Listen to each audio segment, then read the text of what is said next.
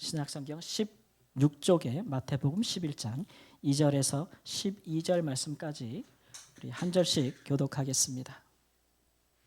화면을 참조하시고 마태복음 11장 2절에서 12절 말씀입니다. 제가 먼저 2절 말씀 11장입니다. 11장 2절. 요한이 옥에서 그리스도께서 하신 일을 듣고 제자들을 보내어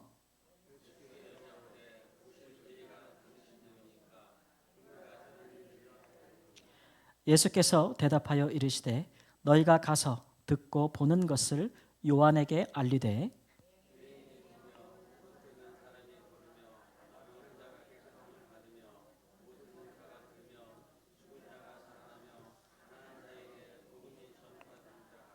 누구든지 나로 말미암아 실족하지 아니하는 자는 복이 있도다 하시니라.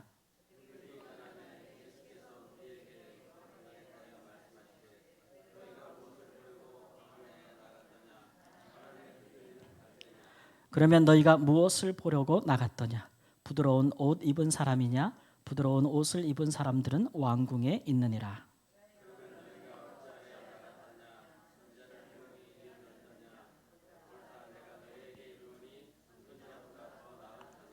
기록된 바 보라 내가 내 사자를 내 앞에 보내노니 그가 내 길을 내 앞에 준비하리라 하신 것이 이 사람에 대한 말씀이니라.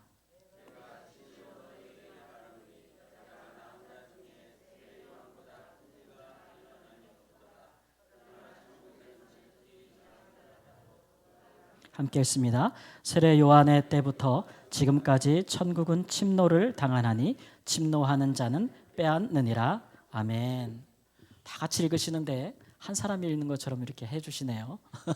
우리 성도님들 마음이 참 하나가 된 것 같습니다. 저는 지난 주간에 갑작스러운 방문을 받았는데요. 한 30 중반 된 청년이, 청년 아니군요. 결혼하신 분이 갑자기 저를 찾아왔어요. 전날 연락을 주고. 그래서 봤더니 이분이 제가 2010년도에 말라위에서 한 달 동안 단기 선교를 했던 청년이더라고요. 근데 벌써 뭐 10년이 넘었잖아요, 그죠? 이제 결혼도 하고 아이도 셋도 낳고. 그래가지고 제가 갑자기 생각이 나서 이렇게 검색을 해봤더니 여기에 있는 것을 알고 연락해서 찾아왔더라고요. 너무 반가웠죠. 그래서 웬일로 나를 찾아왔는 거 했더니 이 친구가 그 10년 전에 말라위를 한 달 왔다 가면서 하나님께 받은 은혜가 있어서 이제 선교를 하고 싶어서 꽤나 준비를 오랫동안 한 모양이더라고요. 그래서 자기가 준비도 다 하고 또 아내도 선교하는 사람을 만났고 또 본인이 또 성경도 많이 공부하고 사역 경험도 이제 있어서 이제 바야흐로 나갈 때가 됐습니다 하고 해서 말라위로 가려고 저를 검색해봤더니 제가 여기 있어서 어쩐 일인가 하고 왔더라고요. 그래서 왜 왔냐 했더니 정말 묻고 싶은 것이 많대요.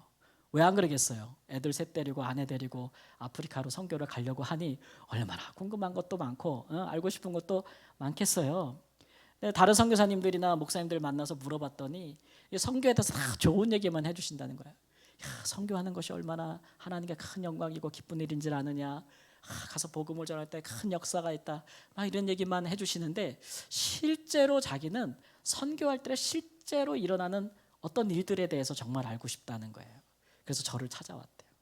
그런 건 또 제가 잘하잖아요. 제 말을 듣고 시험에 들어 못 가면 못 가는 거고 듣고 가면 사명이 확실한 거다. 이런 생각을 갖고 있기 때문에 또 실제로 선교지를 갈 때 일어나는 일, 파송교회와 또 선교단체와 또 발라위에서 누가 너를 받아줄 것인지 비자 문제와 주거 문제와 교육 문제와 물가와 뭐 차량 문제와 할 말이 얼마나 많겠어요. 다다다다다 얘기를 해줘. 그러니까 들으면 들을수록 이 친구 얼굴이 자꾸 어두워지는 거예요. 지더니 목사님 생각할 게 너무 많은데요. 이렇게 얘기를 하더라고요. 그래서 준비를 단단히 해야겠어요. 이런 얘기를 하는 거예요. 그래서 좀 미안한 마음에 내가 너무 현실적으로 얘기해 줬나? 그랬더니 아니에요. 그냥 장밋빛 이야기만 들었는데 사실은 선교의 현실에 대해서 이렇게 적나라하게 들을 수 있어서 오히려 마음이 좋다 이런 얘기를 하더라고요. 그렇게 해주니까 이제 더 솔직하게 묻고 대답할 수 있는 시간을 좀 가졌죠. 물어볼 수 있다는 게 여러분 참 좋은 거 아니겠습니까? 이럴 때 참 사람이 자기가 아는 것에 대한 이해도 깊어지고 또 사람도 성장하는 거예요. 뭐가 궁금해도 물어보지 못하면, 내가 확신하는 일들에 대해서 내가 대답을 얻지 못하면 그 일에 대해서 사람이 어떻게 성장할 수 있겠어요? 언젠가 제가 인터넷인가 거기서 동영상을 하나 봤는데, 미국의 대통령이 우리나라 전 세계 기자들이 모여 있는 가운데 이제 한미 동맹에 대해서 정책에 대해서 막 얘기하다가 시간을 내서, 자, 이번 시간은 한국 기자분들에게만 질문할 수 있는 시간을 드리겠습니다. 다른 나라 기자들 하나도 질문하지 말고 한국 기자들만 하세요라고 기회를 딱 줬는데, 한국 기자들 거기 엄청 많았는데 아무도 손을 들어 질문을 안 하는 거예요. 대통령이 다시 한번 이상합니다. 여기 많잖아요. 다시 한번 기회를 드립니다. 한국 기자들만 미국 대통령에게 질문할 기회를 드리겠습니다. 아무도 손을 들고 얘기를 못하니까 중국 기자가 손을 탁 들고, 한국 기자들은 궁금한 게 없는 것 같은데 중국 기자는 제가 묻겠습니다. 아니, 일본 기자가 손을 드는데 제가 하겠습니다. 근데도 한국 기자는 아무도 질문을 못하더라고요. 그 동영상이 떴는데 얼마나 낯이 부끄러운지. 그게 이제 그 많은 댓글들과 평가 중에서 그것을 보면서 주입식 교육의 폐해다. 한국은 주는 것만 배우는 거예요. 암기하고 배우는데 스스로 생각해서 궁금하고 확신이 없는 것들에 대해서 질문하고 대답을 찾아가고, 이제 이런 교육이 참 부족하다. 이런 것들이 세계 무대에서도 좀 드러나는 것이 아닌가. 여러분, 궁금한 것, 내가 확신하지 못하는 것에 대해서, 다른 것에 대해서 묻지 못하면 그런 게 계속되면 마음에 원통함이 쌓이지 않겠습니까? 한이 되고. 근데 우리 문화가 그게 잘 안 돼요. 그러다 보니까 우리의 삶에서도 그런 부분들이 있어서 상대방과 의견이 다르거나 내가 심히 힘들 때 내 의견과 생각을 말하고 그것을 서로 소통하지 못하기 때문에 한국인들만 생기는 병이 있잖아요. 그게 뭐예요? 화병이라 해요. 그러니까 한국인들만 생기는 병이에요. 분통하고 원통하고 한맺히고 이런 것들이 많단 말이에요. 근데 우리가 신앙생활하면서도 그런 것이 있으면 되겠어요? 안 되는. 하나님은 우리가 화병 걸리는 거 원하지 않으세요. 그래서 사실 성경 우리가 가만히 보면, 하나님을 만난 사람들의 기록들을 보면 하나님은 사람들이 하나님께 묻는 거 굉장히 좋아하십니다. 그리고 대답하는 것도 굉장히 좋아하시고요. 어찌 반대로 묻지 않으면 굉장히 섭섭해하시죠. 우리 하박국서 2장 2절 1장 2절 말씀에 이런 말씀이 있습니다. 함께 읽습니다. 내가 내 파수하는 곳에 서며 성루에 서리라. 그가 내게 무엇이라 말씀하실는지 기다리고 바라보며 나의 질문에 대하여 어떻게 대답하실는지 보리라 하였더니. 이 하박국 선지자가 하나님을 향해서 하는 말이에요. 내가 높은 꼭대기에 올라가서, 전망대 위에 올라가서 내가 하나님께 질문해 보리라. 당시 이스라엘을 중심으로 돌아가는 정세가 아주 안정적이지 않았어요. 특별히 북방에 있는 민족들이 이스라엘을 위협하는 상황에서 선지자가 그것이 이해가 안 돼가지고, 하나님 왜 이런 것들을 자꾸 용납하시는 겁니까? 왜 하나님을 알지 못하는 사람들이 하나님을 믿는 백성들을 핍박하는 것입니까? 하나님 뭐하고 계십니까? 이런 일에 질문을 하기를 원했다는. 그러니까 이런 일들은 성경에서 이제 선지자조차도 하는 일이기 때문에 우리가 믿는 바 배운 바의 신앙에 대해서, 하나님에 대해서 질문하고 때로는 회의하는 것은 하나님께서 얼마든지 허락하시는 일이라는 것을 우리가 알 수가 있겠죠. 예수님도 마찬가지입니다. 예수님은 끊임없이 제자들에게 질문하라고 하셨고 또 그 일에 대해서 대답하셨고, 그런 방식으로 제자들에게 양육하시는 거예요. 그러니까 우리의 신앙생활은 주입식이 되면 안 되는 거예요. 성도님들이 언제든지 하나님을 향하든지 아니면 목회자를 향하든지 또는 우리의 믿음의 우리 선배들 분들 있잖아요. 그분들에게 얼마든지 믿음에 관하여, 하나님에 관하여, 신앙에 관하여, 내 삶에 관하여 항상 질문하고 함께 대답하는 것. 이런 것들이 회의한다고 하는데, 이런 회의하는 과정은 위험한 것이 아닙니다. 오히려 이런 것들은 필수 과정이죠. 이런 것들을 거치지 않으면 오히려 인생의 어느 한순간에 한 가지 사건으로 신앙이 확 무너질 수가 있어요. 여러분, 사람도 그렇잖아요. 우리 자녀들 사춘기 겪을 때 겪는 게 좋아요? 안 겪는 게 좋아요? 중학생, 고등학생 때 문 꽉 닫고 들어가면서 엄마 말도 안 듣고 아빠 말도 안 듣고 그러는 거 하는 게 좋아요? 안 하는 게 좋아요? 하는 게 좋습니다. 그거 안 하고 지나가면 우리 애들은 사춘기 안 하고 지나가서 감사하다 그러지만 나이 들어서 오는 사춘기는요 감당이 안 돼요. 사춘기보다 더 무서운 게 오춘기라고. 진짜 더 무서운 거예요. 겪어보는 게 나아요. 성장통인데 그런 거 겪어보는 것이 오히려 더 한 사람으로서의 성숙한 인격을 갖게 되는 과정이거든요. 우리의 신앙도 마찬가지입니다. 때로는 우리가 하나님의 말씀과 하나님에서 듣고 배우면서 보면서 믿는 바가 있어요. 근데 살아가다 보면 그 내가 믿었던 바에 대해서 이게 정말 맞는가? 정말 그러한가? 왜 하나님은 이렇게 하시지? 이런 것들이 궁금해질 때가 있잖아요. 하나님에 대해서, 성경에 대해서, 교회에 대해서. 그런 것들에 대해서 오히려 솔직하게 질문하고 우리 서로가 대답을 찾아가고 또 하나님께로부터는 응답을 우리가 듣는다면 오히려 우리의 믿음이 반석 같은 믿음 위에 더욱 서게 될 줄을 믿습니다. 오늘 본문에도 보면 세례 요한이 이제 그러한 과정을 거치고 있는 거예요. 세례 요한이 예수님께 따지고 싶은 것이 있습니다. 그래서 자기 제자 중에 2명을 보내서 예수님께 질문하는데 그 질문이 좀 가시가 돋쳤어요. 그리고 굉장히 공격적입니다. 예수님이 듣기에 좀 불편합니다. 3절 말씀에 보니까 오실 그이가 당신이니까 우리가 다른 일을 기다오리이까 이랬어요. 이 말씀은 당신이 메시아 맞습니까? 이런 얘기예요. 메시아 맞습니까? 아니면 당신 뒤에 다른 메시아가 또 올 겁니까?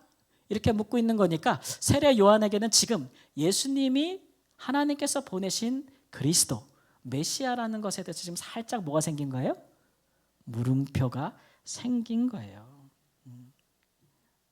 그것을 예수님께서는 이거 세례 요한이 실족할 수 있겠다라는 말씀을 하셨고 우리가 자주 쓰는 표현으로는 뭐라 그래요? 시험 들었네. 시험 들었어. 이런 말이 있단 말이죠. 그러면 우리는 세례 요한은 왜 예수님 때문에 실족할 뻔했을까? 뭐에 대해서 의심이 들었던 것일까? 라고 한번 생각해 봄으로써 우리도 같은 경우가 있다면 어떻게 그것을 통해서 우리가 더 우리의 믿음을 견고하게 할 수 있는가를 한번 살펴보겠습니다. 첫 번째로 세례 요한이 예수님께 실족할 뻔하였던 것은 첫 번째로 함께 읽습니다. 예수께서 자신의 기대와 다르게 행동하셨기 때문에 그렇습니다. 세례 요한이 생각할 때 메시아는 이런 일들을 하실 것이라고 생각했는데 실제 예수님이 보여주는 모습은 완전히 다른 모습을 보여줬기 때문에 세례 요한이 의심이 들기 시작했어요. 세례 요한은 메시아가 오시기 전에 마지막으로 활동했던 선지자라고 할 수 있고 원래 이름은 요한인데 그 앞에 세례가 붙은 것은 그가 요단강에서 물로 세례를 준 일이 있기 때문에 당시 요한이라는 이름은 너무 많으니까 앞에 세례를 붙여서 구분한 것이겠죠. 그래서 물로 세례를 준다는 것은 죄를 회개한다는 것을 의미하고 세례를 줄 때 요한이 전파한 그 하나님의 설교의 말씀들을 우리가 복음서에서 보면 대부분 주제가 뭐냐면 회개에 대한 거예요. 회개하라고. 회개하라는 말씀을 많이 주셨거든요. 그래서 세례 요한이 한 많은 말씀 중에 가장 유명한 말씀이 그 유명한 도끼 말씀이라고 있어요. 여러분 도끼 말씀이라고 알아요? 모르시는구나. 가르쳐드려야지. 마태복음 3장 9절 10절 말씀 함께 보겠습니다. 속으로 아브라함이 우리 조상이라고 생각하지 말라. 내가 너희에게 이르노니 하나님이 능히 이 돌들로도 아브라함의 자손이 되게 하시리라. 이미 도끼가 나무 뿌리에 놓였으니 좋은 열매를 맺지 아니하는 나무마다 찍어 불에 던져지리라 그랬어요. 이미 도끼가 어디에 놓였다고요? 나무 뿌리에 놓여 있어요. 열매 맺지 아니하는 나무마다 찍어서 불에 던지리라. 이게 유명한 세례 요한의 도끼 말씀인데 유대인들은 스스로 자기들이 아브라함의 자손이라고 생각하시면서 아브라함이 하나님 앞에 따랐던 그런 믿음의 행위와 온전한 삶을 보이지도 않으면서 할례를 가졌다는 것만으로 자기가 유대인이라는 것만으로 아브라함의 자손이라고 생각하니 이제 그리스도께서 오시면 심판하실 것이다 라는 대표적인 말씀이라는 것이죠. 그래서 세례 요한이 받은 말씀은 누구든지 성령이 머무르시는 사람을 보거든 그가 메시아인데 그가 심판하실 주라 라는 그런 큰 확신의 메시지를 갖고 그가 활동했던 선지자예요. 그러니까 예수님께서 오셔서 요단강에서 세례 요한에게 죄인도 아니지만 우리 죄를 대신하기 위하여 세례를 받으실 때 어떤 일이 있었나요? 하늘이 열리며 성령이 예수님의 머무는 것을 보고, 세례 요한이 그것을 보고 뭐라 그랬어요? 이분이다, 하나님의 어린 양이다 라고 말했던 것이죠. 그런데 세례 요한은 지금 감옥에 갇힌 상태거든요. 당시에 왕이 자기 동생의 아내를 자기 아내로 취하는 그런 말도 안 되는 더러운 일들이 벌어진 것을 보고 선지자가 왕을 향하여 두려움이 없이 경고하고 하나님 앞에 심판할 것에 대해서 얘기하고 회개를 촉구했다는 이유로 왕에 대해서 경고했다는 것으로 감옥에 갇혔어요. 그런 상황에서 예수님에 대한 이제 소문을 막 듣는 것이죠. 예수님이 어떤 일을 하는지 소문을 듣는데 자기와 기도하는 너무 다른 거예요. 자기가 생각한 메시아는, 자기는 감옥에 갇혔지만 그분은 당당하게 예루살렘에서 새로운 왕같이, 새로운 구약의 다윗 왕처럼 당시의 왕들과 부패한 종교 지도자들, 또 사회 지도자들, 그런 사람들을 향해서 심판을 선포하고 그 심판을 시행하는 사람, 그렇게 정말 높아지신 새로운 왕으로 그는 메시아를 생각하고 있었는데, 예수님은 완전히 낮아지셔가지고 왕이나 종교 지도자들이나 사회 지도자들이나 부패하는 관리들, 그런 사람들 근처에는 가지도 않고, 오늘 말씀해 보니까 예수님은 누구를 만나며 다니셨냐면은 앞을 보지 못하는 사람들, 다리를 저는 사람들, 나병 환자들, 또는 가난한 자들, 그런 사람들을 찾아다니면서 병 고쳐주고 그런 사람들에게 복음을 전하고 가난한 자들에게 위로하고 이런 일을 하고 계시니까 이거는 뭔가 이상한 거예요. 그렇게 행하는 선한 일을 행하는 것이 잘못됐다고 여기는 것이 아니라 지금 메시아가 오셔서 그런 거 할 때가 아니에요. 왕같이 보좌에 앉으셔서 심판하실 때인데 왜 지금 스스로 낮아져서 사람들이 알아주지도 않고 드러나지도 않는 그런 일들을 하고 계시는가? 그래서 세례 요한은 그런 예수님이 메시아가 아니지 않나라는 생각을 하는데, 예수님께서는 그런 질문을 받았을 때 아니다, 내가 메시아가 맞다라고 말씀하시는 것이죠. 이것은 예수님과 세례 요한 사이에 메시아에 대한 이견이 있는 거예요. 메시아가 누구냐에 대해서, 어떤 사람이냐, 어떤 일을 할 것이냐에 대해서 생각이 다른 것이죠. 당시의 세례 요한뿐만 아니라 다 유대인들은 메시아가 오시면 그는 다윗의 자손이라고 생각했어요. 다윗의 자손. 그러니 다윗의 자손으로서 왕으로 오시니 그가 다윗이 이스라엘에 행했던 것, 그죠? 이스라엘 나라를 강하게 만들고 이방 중에서 독립하게 만들고 강한 힘을 가지고 이방을 통치하는 왕, 그리고 공의와 정의를 행하는 통치자, 이런 것들을 생각했던 거예요. 근데요, 여러분, 예수님의 생각은 달랐습니다. 마태복음 22장 42절 45절 말씀에 너희는 그리스도에 대하여 어떻게 생각하느냐? 누구의 자손이냐? 대답하되 다윗의 자손이니이다. 이르시되 그러면 다윗이 성령에 감동되어 어찌 그리스도를 주라 칭하여 말하되 주께서 내 주께 이르시되 내가 내 원수를 내 발 아래 둘 때까지 내 우편에 앉아 있으라 하셨도다 하였느냐? 다윗이 그리스도를 주라 칭하였은즉 어찌 그의 자손이 되겠느냐 하시니. 이랬어요. 메시아는, 그리스도는 다 다윗의 자손이라고 생각하고 있는데, 우리가 시편에 가면 다윗 왕이 시편에 기록할 때 뭐라 그랬냐면은 내가 내 주를 배웠다 그래요. 그리스도를 가리켜서 내 주라 그래요. 그러면서 그렇게 말했으니까 예수님의 말씀은 그리스도가 다윗의 자손이면 다윗이 왜 그리스도를 주라고 부르느냐는 거죠. 주는 자기보다 높은 분을 칭하는 거잖아요. 그 말이 안 된다고 이야기하는 거죠. 그러니까 메시아는, 그리스도는 다윗의 혈통으로 오시는 거지만 그것은 사실 보이는 것이고, 사실 메시아는, 이 하나님의 아들은 다윗보다 높으신 분, 다윗도 믿고 따랐던 그런 하나님, 그분이라는 것을 이야기하고 있는 거예요. 그러니까 좀 다르죠. 그러니까 예수님 생각에 메시아는 다윗의 주예요.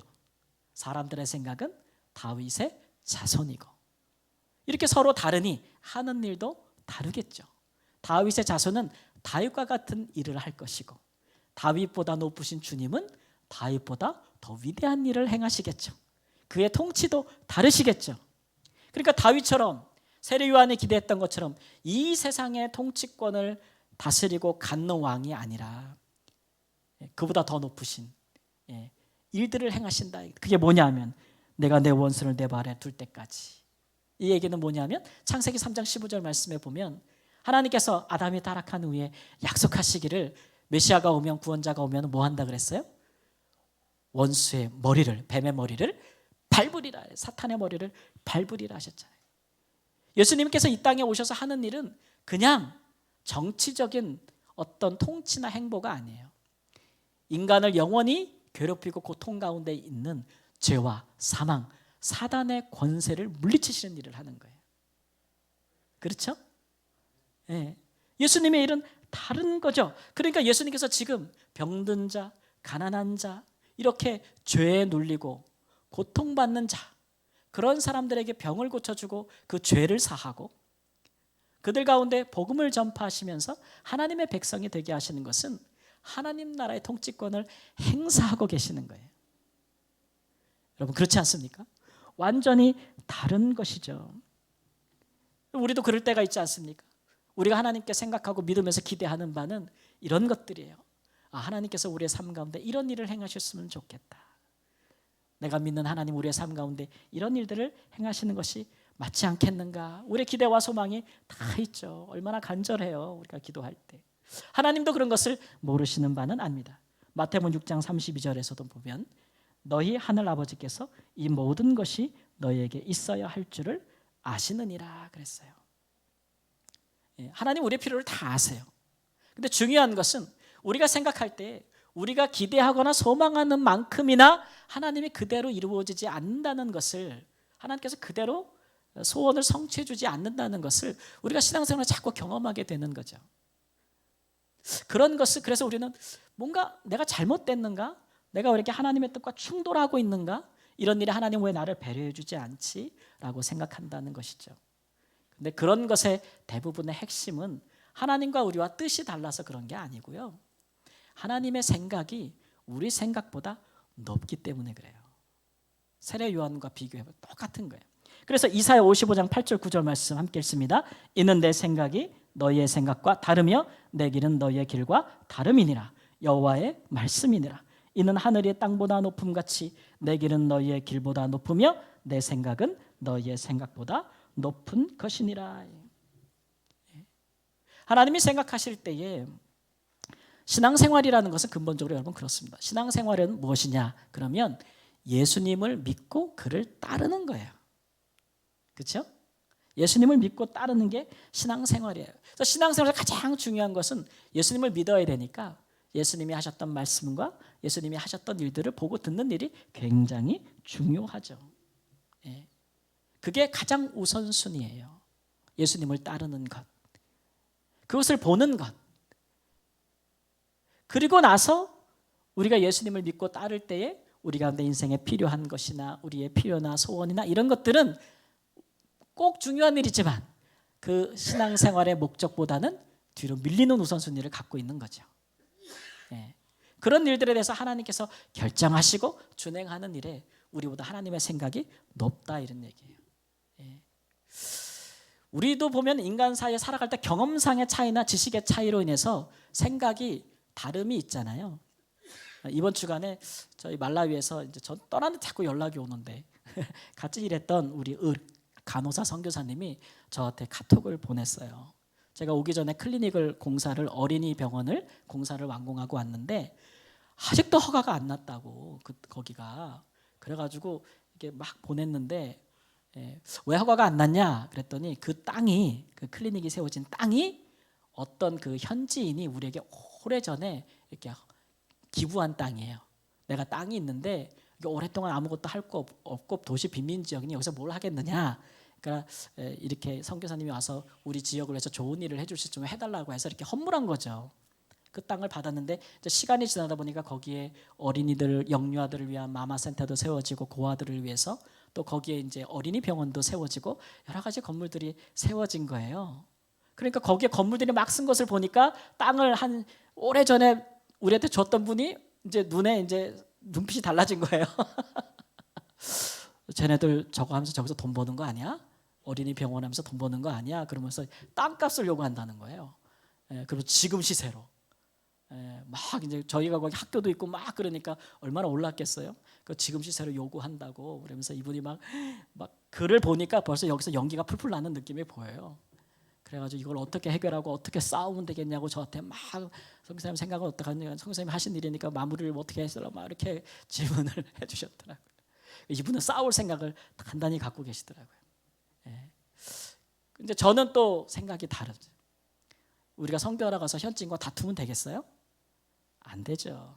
그래서 그런 일이 있으면 그런 일들에 함께 그것을 공론화할 수 있는 대추장이나 추장이나 지역의 국회의원이나 지역의 유지들을 다 모시고 땅 주인까지 함께 모시고 거국적으로 회의를 하면 돼요.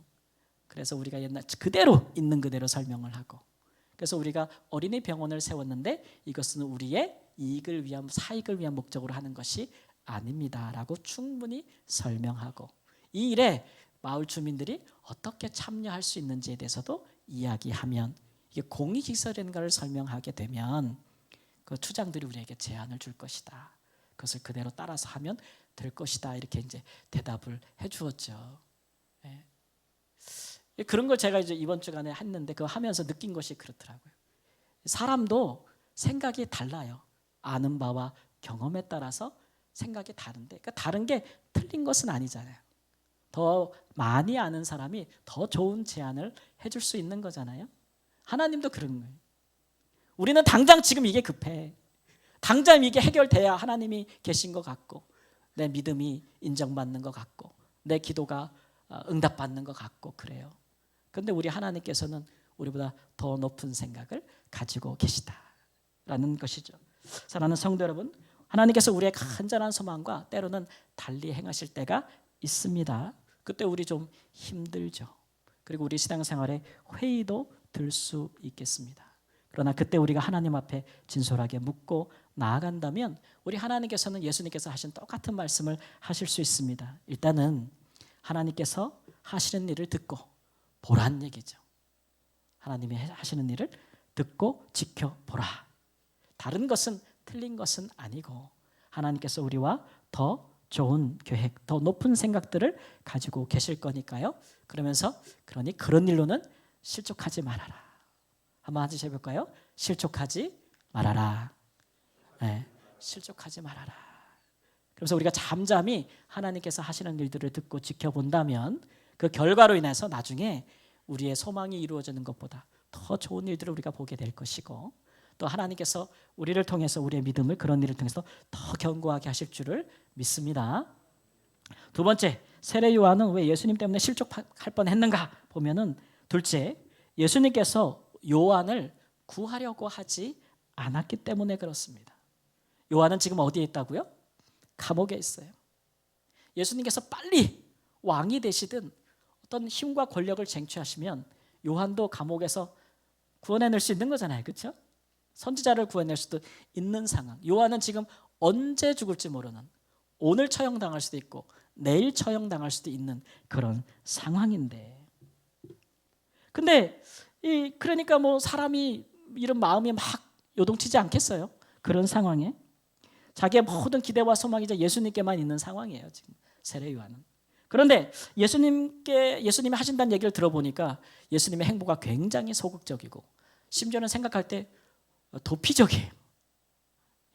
마태복음 4장 12절 13절 말씀 읽겠습니다. 예수께서 요한이 잡혔음을 들으시고 갈릴리로 물러가셨다가 나사렛을 떠나 스불론과 납달리 지경 해변에 있는 가버나움에 가서 사시니, 세례 요한이 잡혔다는 소식, 투옥됐다는 소식을 듣고 예수님이 예루살렘으로 가자, 선지자를 구하러 가자 이렇게 해야 하셔야 되는데 예수님께서 어떻게 하셨어요? 후퇴! 이래가지고 예루살렘하고 반대 방향으로 가셨단 말이에요. 먼 갈릴리로 가서, 이방인 갈릴리로 가셔서 아무도 주목하지 않는 곳에서 가셔서 한동안 올라오지도 않고 거기서 묻혀서 사역을 하시니까 예수님이 의리가 있어 보여, 없어 보여? 없어 보이잖아요. 의리가 없어요. 예수님 비겁해 보인단 말이에요. 그래서 예수님의 이 후퇴에 대해서 좀 변명을 해야 돼요. 예수님께서 왜 그리로 가셨냐? 그러면 이사야 9장 1절 2절 말씀에 전에 고통받는 자들에게는 흑암이 없으리로다. 옛적에는 여호와께서 스불론 땅과 납달리 땅에 멸시를 당하게 하셨더니 후에는 해변길과 요단 저쪽 이방의 갈릴리를 영화롭게 하셨느니라. 흑암의 해가 단 백성이 큰 빛을 보고 사망의 그늘에 그늘진 땅에 거주하던 자에게 빛이 비치도다.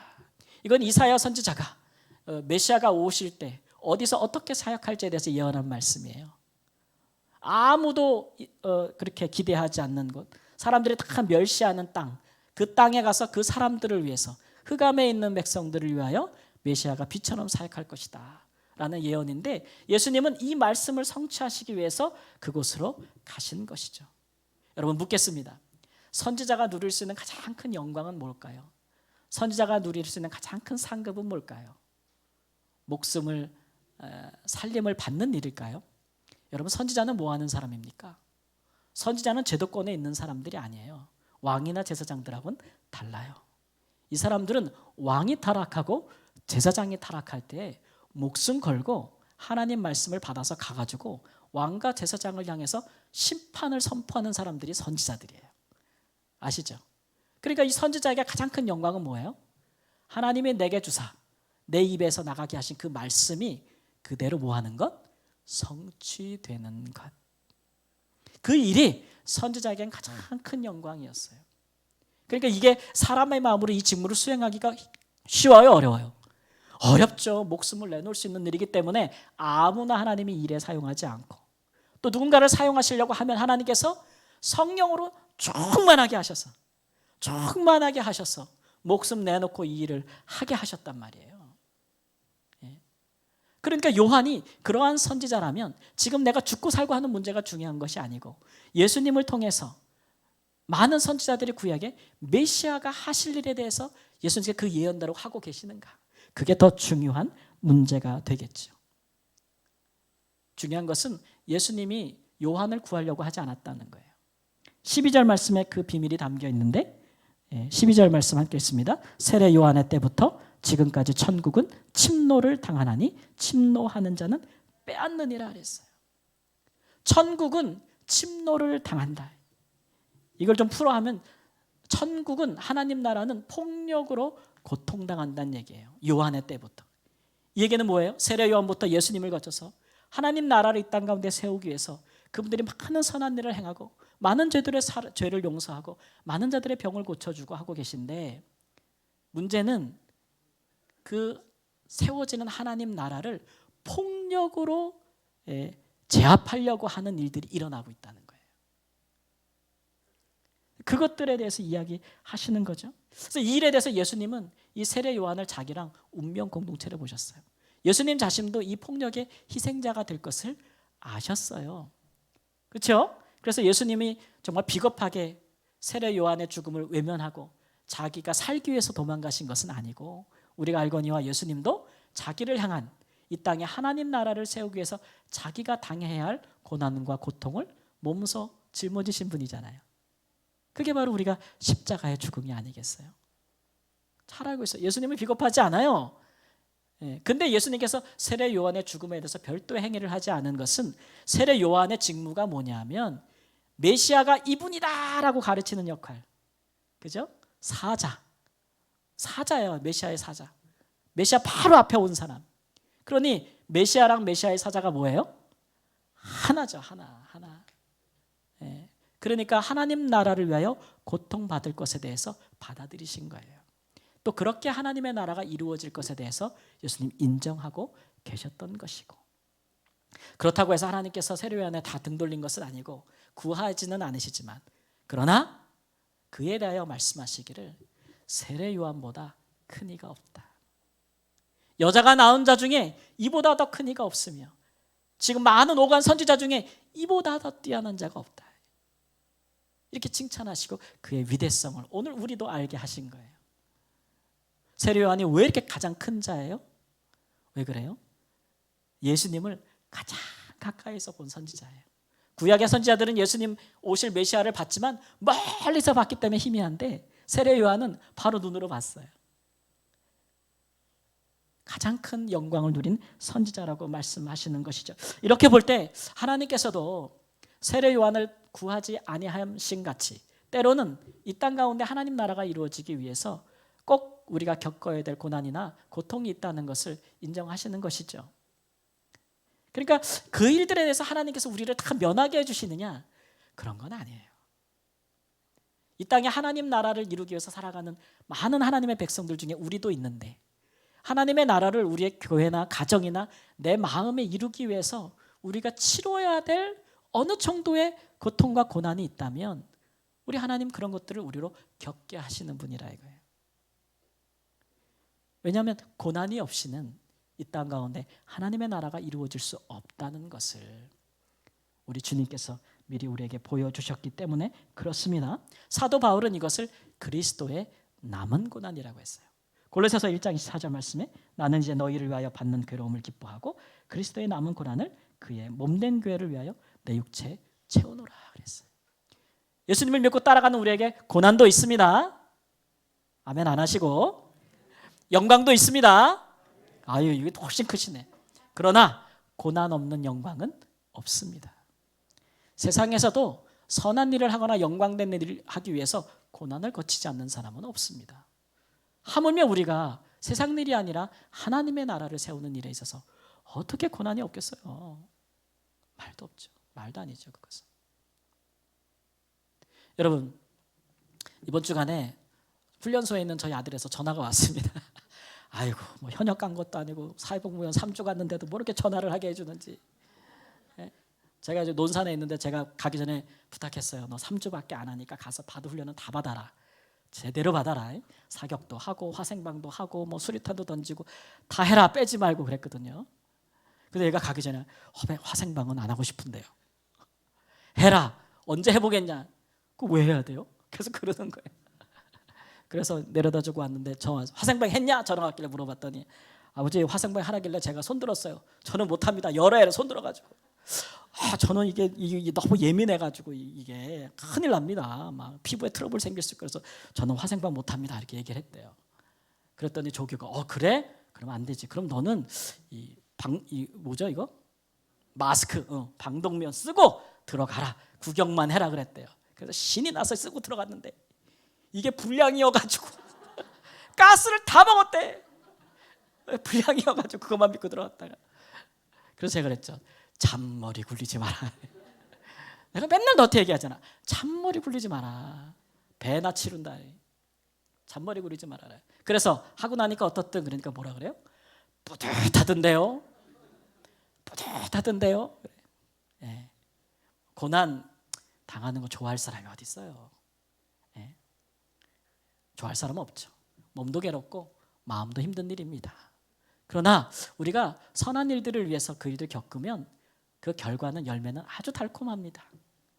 우리가 좀 힘들어도 그 일을 통해서 하나님께서 우리 인생도 온전하게 세우시고 우리 교회도 정말 하나님 보시기에 거룩하고 아름다운 순결한 신부같이 세워주시고 우리의 가정도 험한 세상 가운데서 정말 하나님을 경외하는 아름다운 가정으로 세워가신다면 감당할 몫은 감당해야겠죠.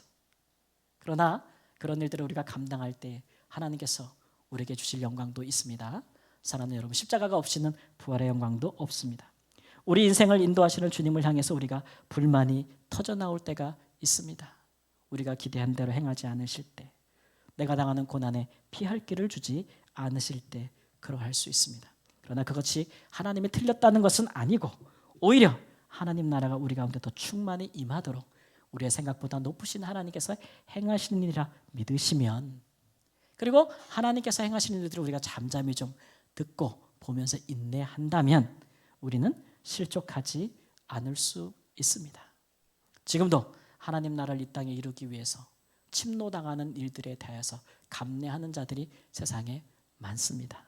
우리도 그런 일에 조금이라도 동참한다면 얼마나 큰 영광으로 주께서 우리에게 주시겠습니까? 사랑하는 성도님, 이 모든 일에 실족하지 아니하고 오히려 견고한 믿음으로 서게 되는 귀한 은혜가 있기를 우리 주 예수님의 이름으로 축원합니다. 아멘. 우리 함께 기도하겠습니다. 우리 기도할 때 하나님, 우리 가운데 많은 의심